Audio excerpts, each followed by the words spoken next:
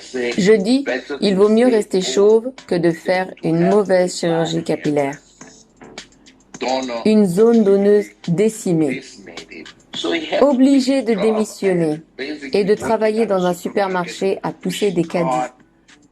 Il est aussi passé par le divorce. Le seul travail qu'il ait trouvé était un travail dans lequel il pouvait porter un chapeau.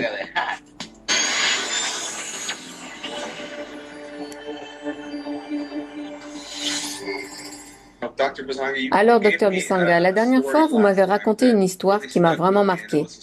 C'était celle d'un cadre qui s'est rendu dans une clinique bon marché et qui a tout perdu par la suite. Pouvez-vous nous en parler, l'histoire et le contexte de cette histoire? Alors, ce patient travaillait dans la vente en France.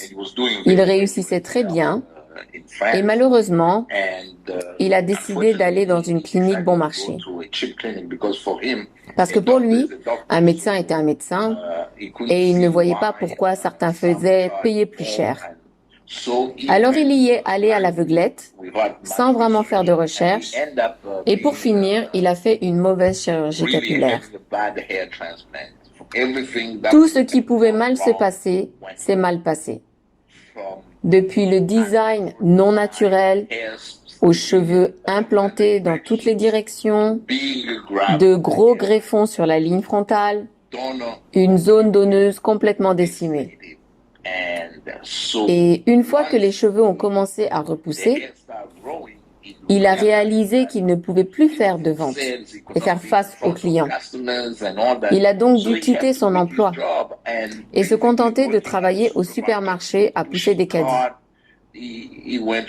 Il a même divorcé. Le seul travail qu'il pouvait occuper était un travail où il pouvait porter un chapeau. Et ce n'était pas possible de le garder 7 jours sur 7 et 24 heures sur 24 dans sa fonction de vendeur. Donc le seul endroit où il pouvait le faire, c'était le supermarché. Car il fallait couvrir les factures et tout ça. Mais il a fini par tout perdre quand même. Il ne gagnait pas assez avec ce travail mal payé et n'arrivait pas à faire face pour payer son hypothèque. Il a également divorcé. Donc le bilan d'un mauvais choix sur ce type d'opération est extrêmement lourd. Quand il est venu me voir et m'a raconté son histoire, j'ai été tellement touchée que je lui ai dit que nous allions l'opérer gratuitement et c'est ce que j'ai fait. Maintenant, il est de retour au travail. Il a récupéré sa maison, il se porte bien. Donc la restauration que nous avons faite sur lui a été une réussite.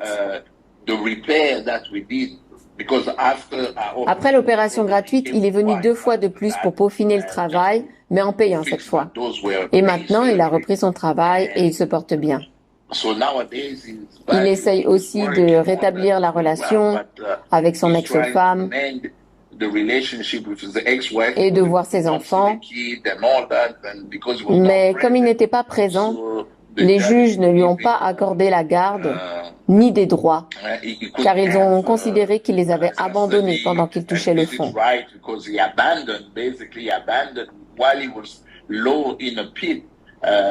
Aujourd'hui, il essaye d'arranger les choses, mais cette histoire n'est pas un cas rare. De nombreuses personnes se battent contre une dépression majeure suite à une mauvaise greffe de cheveux. Et nous les voyons tous les jours en consultation. C'est parfois difficile. Il faut pouvoir leur dire, écoutez, nous allons essayer. La plupart du temps, on ne peut pas tout réparer. C'est pourquoi je dis qu'il vaut mieux être chauve que de faire une mauvaise greffe capillaire. Ce sont des paroles vraies et cette histoire m'a marqué.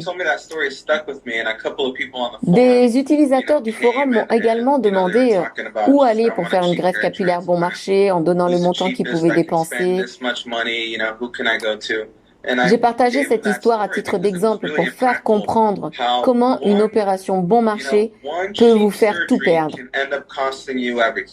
Votre carrière, votre maison, votre femme, vos relations. Ce sont des choses Ce sont des choses auxquelles les gens ne pensent pas. Vous pouvez trouver une clinique et aller faire une chirurgie à 2 000 ou 3 000 euros. Mais le coût de la réparation pourrait être multiplié par 10. C'est donc un mauvais investissement. Si vous l'aviez su dès le début, vous n'auriez pas gaspillé votre argent. Alors il faut réfléchir à 2 fois avant de faire une chirurgie esthétique, quel qu'en soit le type. Vous devez faire des recherches et vous assurer que vous comprenez ce qui est en jeu. Il ne s'agit pas seulement de planter des cheveux. Les gens croient cela, mais il y a un art derrière, une compréhension de la direction et du flux des cheveux, et beaucoup de détails à prendre en compte dans une greffe capillaire pour que ce soit une réussite. Les gens doivent être conscients de cela. Exactement. Merci beaucoup d'avoir regardé cette vidéo. Pour plus de bon contenu, n'oubliez pas de vous abonner et d'aller également sur bhrclinic.com pour commencer votre aventure capillaire avec une évaluation gratuite de Dr Bisanga. Merci beaucoup, commençons ensemble et au plaisir de vous voir bientôt.